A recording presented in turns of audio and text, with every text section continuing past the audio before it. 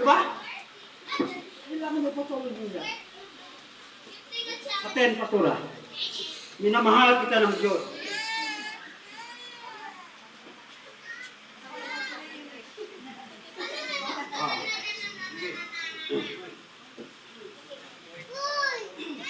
Ang araw ng Panginoon ay darating na tulad ng isang magnanakaw. Sa araw na iyon, biglang mawawala ang kalangitan na may nakakapangilabot na ugong. Masusunog ang lupa at mawawala ang lahat ng nasa lupa.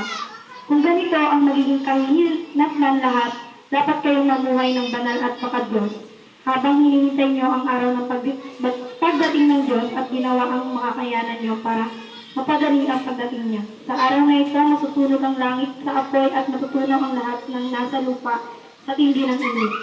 Kita ninyo? Walang maiwan dito sa buong mundo. Masunog ang lupa. Ang langit mawala. Ibig sabihin, itsen sa Panginoon, may bago tayong langit. May bago tayong lupa. Gusto niyo yan? Disihan! Sinong gusto? Bagong lupa, bagong langit, bagong katawan, bagong buhay. Diba? Kasama na sa Church Bisaya. Ayan ang preacher, isa sa mga... Kaya yun ang mangyayari sa atin. Kaya huwag tayo, bawat linggo, magsimba kayo.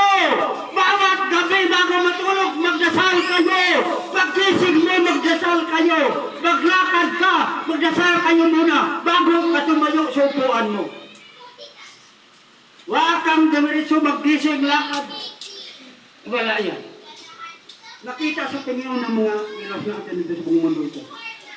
Kaya,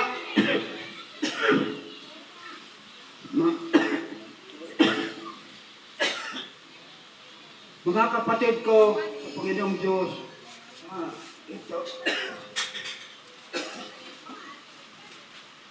ito ang ating purpose ngayon. Bakit? Sa buong mundo maraming nagsimba. Halimbawa, yung attendance is 250.